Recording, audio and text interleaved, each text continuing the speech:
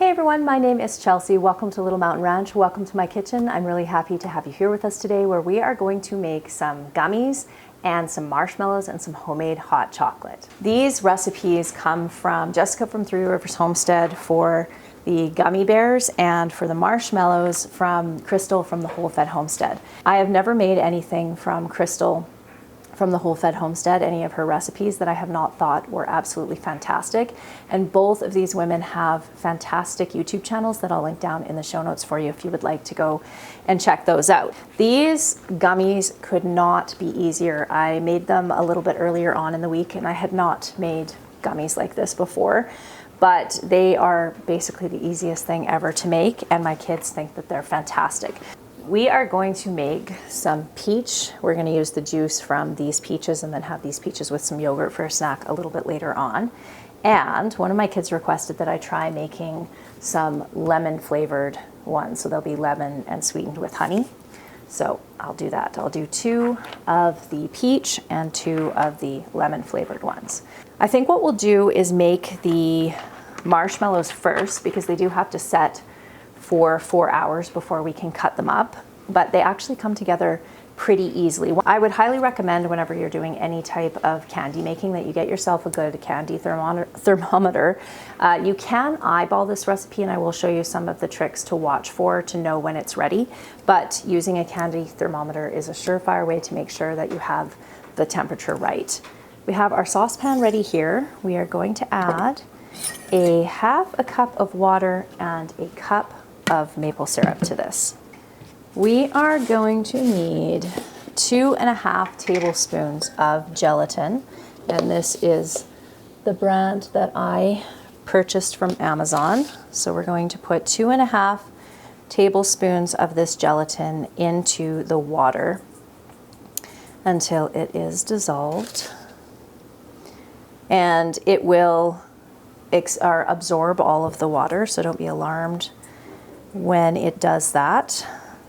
And then we'll just set that aside over there. And into our half a cup of water here, we're going to add a cup and a quarter of maple syrup.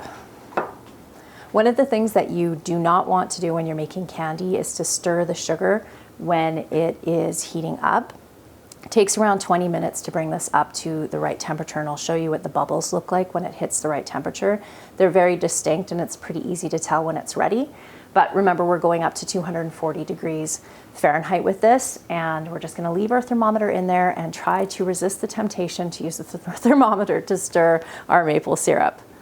My mixer has bit the dust back there, so I'm going to be using my hand, bless you, I'm going to be using my hand mixer for making this, which isn't ideal. It's much easier to do if you do have a stand mixer.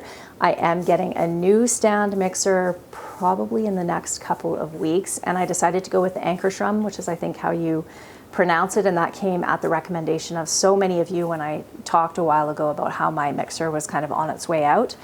And so I did a bunch of research and found one that I just love. So I'm very excited about that. I'll show you, of course, when we get it, because we use our mixer here in my kitchen almost every day. One of the things that I did here was to prepare an 8x8 glass baking dish with some parchment paper and a little bit of powdered sugar or icing sugar. We call it icing sugar, but I know many of you call it powdered sugar because I always get asked whenever I say icing sugar if they're the same thing. Yes, they are. You can also use arrowroot powder as well if you don't want the extra sugar in with your marshmallows. So I just used 2 pieces, one across this way and one across this way. And that's what we'll be putting our marshmallows in when they are ready. These come together really quickly. It only takes about 30 minutes from start to finish. And then they, of course, have to sit for that 4 hours. While that's coming up to a boil over there and coming up to temperature, we are going to make our little gummy bears. And we're first going to pop the lid off of our peaches here. And we are going to get our cup measure. Has a little bit of maple syrup in the bottom of it, but that is just fine. And we're going to add a cup of peach juice to our saucepan. And I'm going to give that a little taste and see if it's sweet enough. And if it is not sweet enough, we're going to add some honey to it. Definitely needs a little bit of honey. So we're going to add 2 tablespoons of honey to that.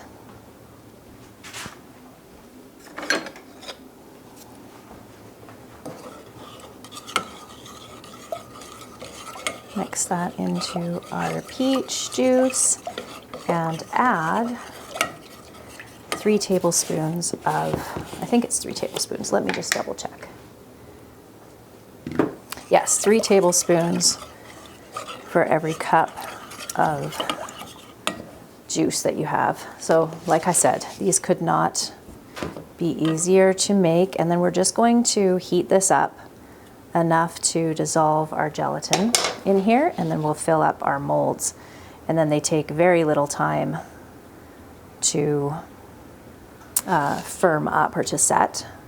This is one of those things that I know is going to become something I make a lot of, because it is a fun way to be able to have something kind of candy, like a candy type of thing.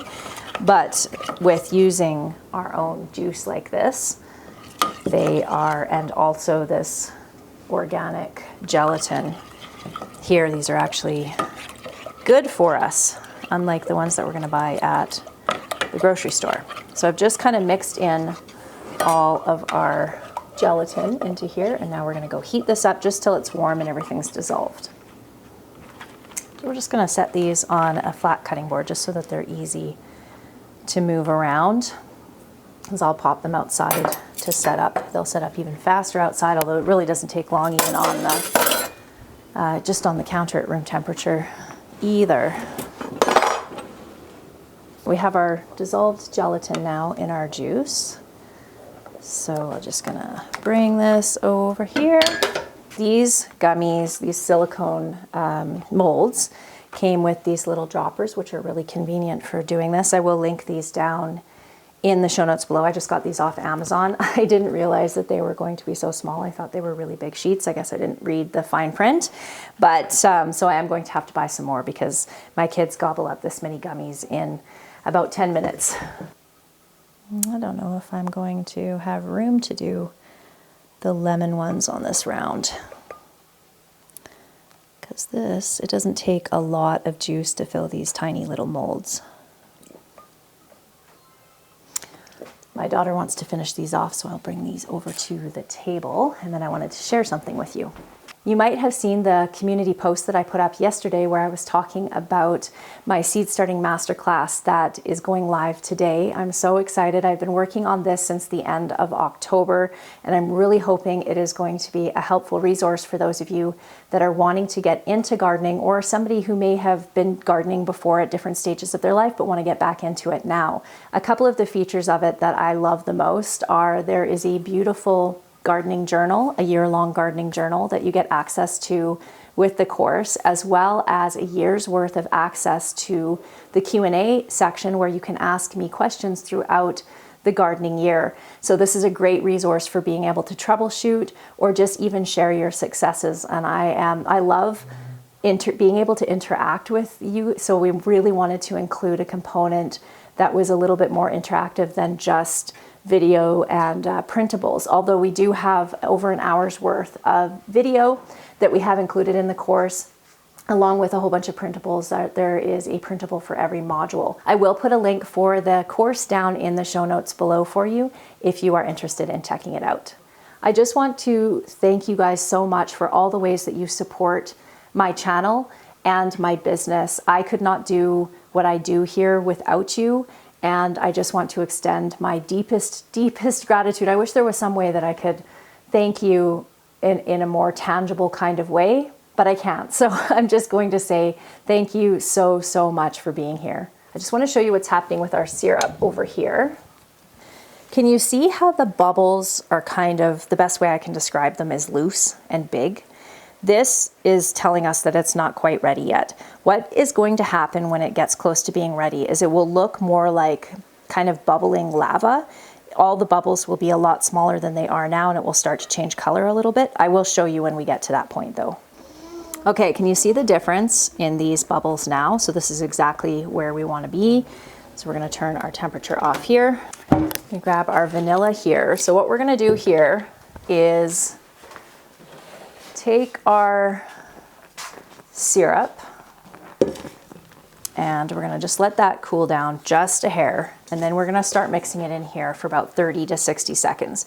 Once it's cooled down a little bit we've got all of the gelatin incorporated in, then we're gonna add our, what is this? Our vanilla. You can use vanilla paste, vanilla bean, whatever you like. And we're gonna add that and then we're gonna mix it for about 10 minutes or so until it gets to the consistency that we're looking for. So when we're pouring this in, one of the things that Crystal says is to make sure that you get it into the bottom of the bowl and not on your whisks or on the side of the bowl.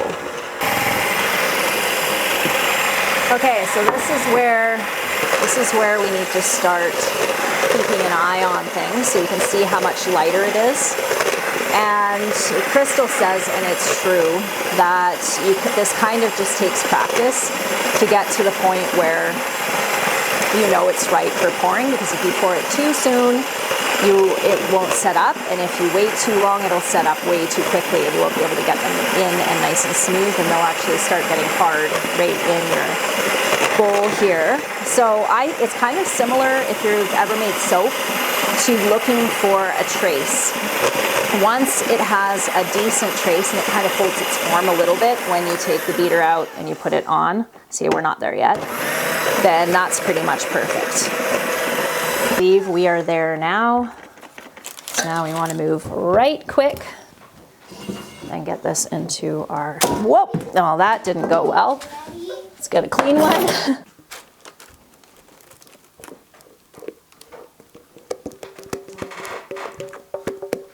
So you can see how this is thickening up already right into here. So we're just gonna spread these out a little bit. I think these ones even turned out better than my last ones I tried. So there we go. So now we're gonna let these set up for around 4 hours. Are they ready? Okay, so we have to wait a little bit. If you want to put them outside, they'll solidify up faster if you want to put them outside. They'll only take a couple minutes if you put them out on the deck. You will never have a better tasting marshmallow than these, I promise. They're so good. Okay, we're just going to get all this cleaned up. This is not a kind of mess that you want to leave to sit for very long because it will become very hard to clean. And darn it, look what I did. I got some of the syrup on my mixer. Fortunately, it's still soft enough I can probably wash it off fairly easily. And then I'll take you downstairs and show you what Dan's getting up to. And I'll also take you outside and show you our winter wonderland we have going on. We've had snowfall warnings for the last 2 days. It started snowing yesterday morning.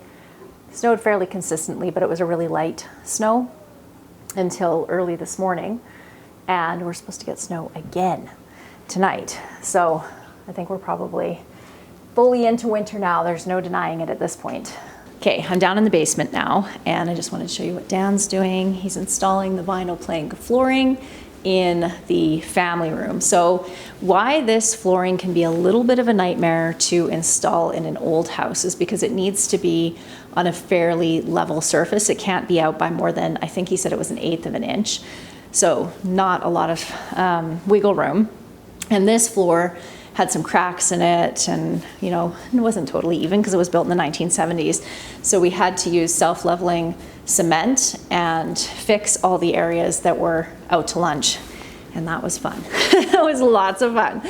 But the good news is that it's level now and the flooring's going in, and I think it looks fantastic.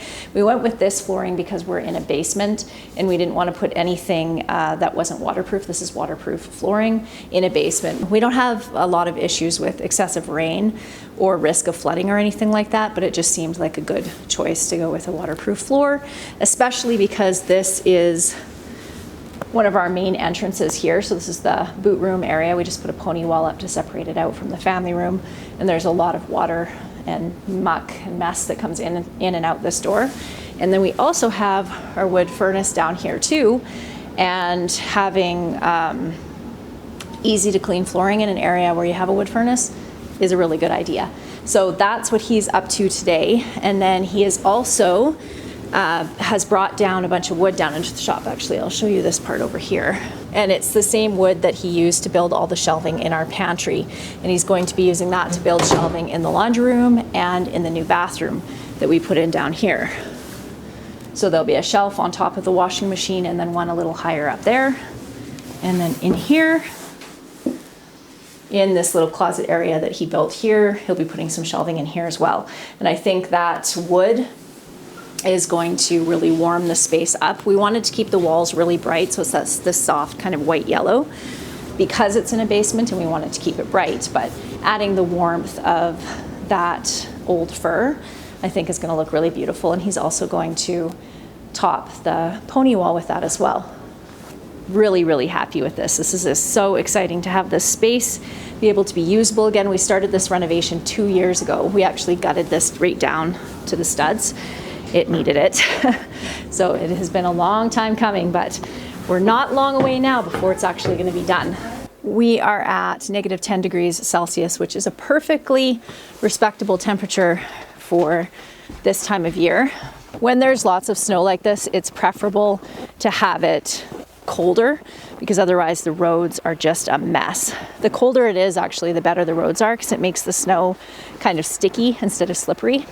I can see Dan's been here plowing, which is good. You have to plow in stages when it's like when we're getting snow over a period of days like this. Otherwise it's really hard to move it if it gets too deep. I wonder why the tractor's running. Oh, I'll bet you he's bringing hay out to the cows.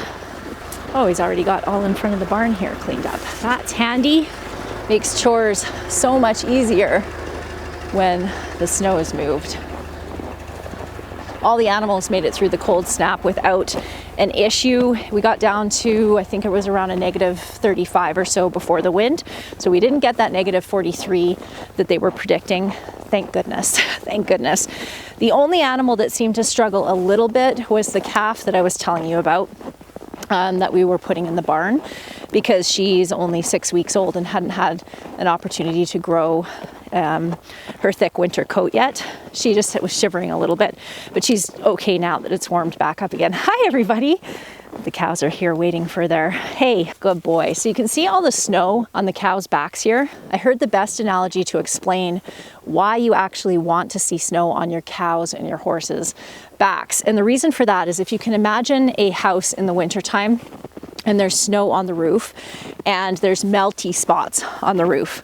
Normally that means that there is an insulation problem and heat is escaping from the house. Well, it's exactly the same thing with livestock. If they have snow on their back, that means that their fur, their skin, and their fat layer is doing its job and they're not losing heat.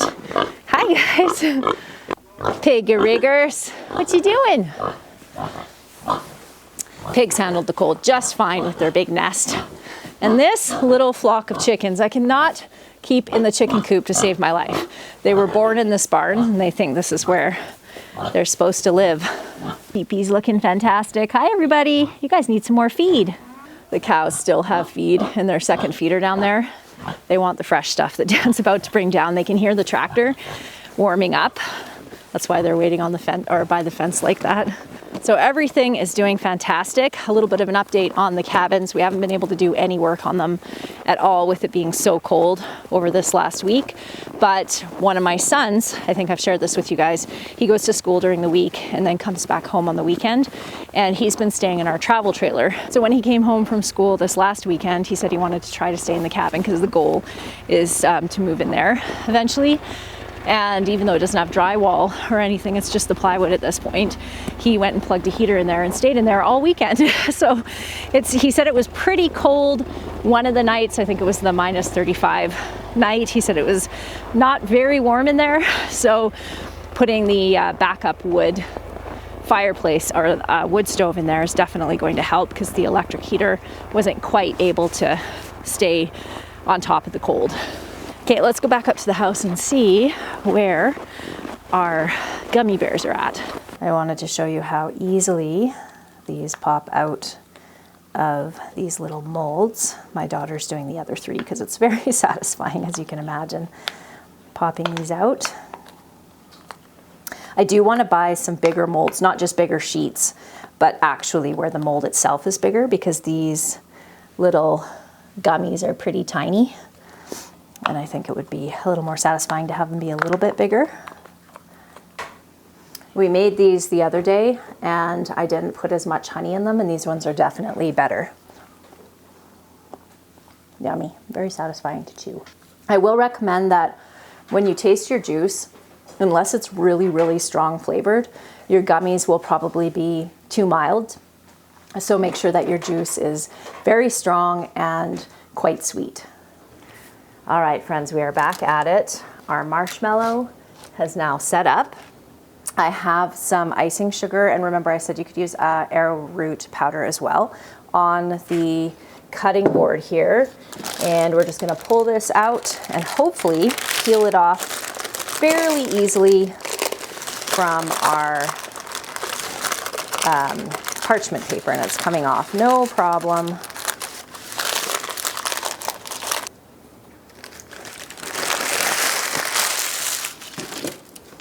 Now we are going to take our marshmallow and get it all cut up into little squares. So I'm just going to use a little dusting of icing sugar on my knife so that it hopefully doesn't stick too badly. And then we'll cut them this way so that they're nice little squares. So they fit nicely in our cups with our hot chocolate. I'm just going to roll them in this so that they don't stick together. And then we'll cut them across this way, like so.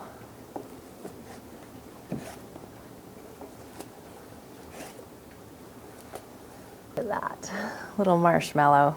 And these are so delicious, my friends. Once you have tasted these, you won't be able to go back to store-bought marshmallows. They're so good. Okay. Now we are going to make up some hot chocolate, and this is super duper easy to do. We just need cocoa powder, something to sweeten it with. In this case, we're going to use honey. My kids are all outside sledding right now, so they'll come into some hot chocolate with marshmallows. So I have about 8 cups of water here, and I'm going to use half a cup of cocoa powder, and my honey is starting to crystallize, which is totally normal for honey.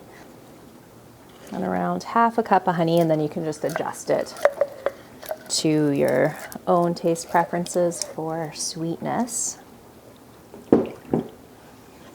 If you are going to use this kind of cocoa powder, it will be very rich.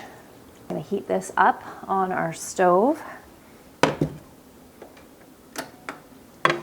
And once it's nice and hot, we'll add a little bit of milk to it, and then we will add our marshmallows. I just love that, so awesome.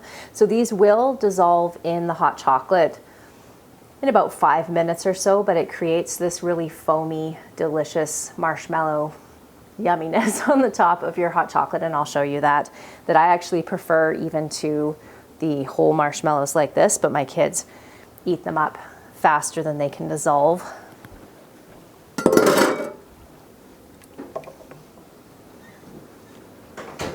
Hot chocolate, add some milk to that. Make it a milk hot chocolate.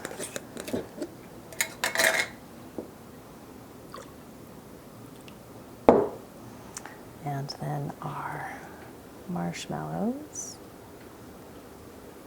in there. Isn't that awesome? I feel like I have been re-inspired to create more of the food that we eat from scratch. So things like marshmallows, things like gummies, things like mayonnaise and salad dressings and all that kind of stuff that I have been buying from the store for a long time now. But ever since we started doing this pantry challenge, we have just been a little bit more, I don't know, conscious and deliberate with our food and what we're making. And I'm making more and more things from scratch, and it is exciting. Both Dan and I because it's so much better, number one, so much more healthy for our bodies, number two, and it's really not that difficult. You saw these marshmallows really took no time to come together. We know exactly what's in them. There's no weird preservatives or anything like that in them. And it saves money. I don't know what it is about doing this pantry challenge, but it has really re-inspired me with from scratch cooking. As you know, I do from scratch cooking for the most part, for most of our meals, but this has even amped it up that much more, where I'm wanting to make our salad dressings and all of our seasonings, marshmallows, candies, all the things that we would normally buy at the store from scratch, and it just tastes so much better. All right, my friends, thank you so much for being here with me, and if you're interested in checking out my seed course, I'll put a link down for you in the pinned comment and the show notes below. Have a fantastic day, and I'll see you again soon. Bye.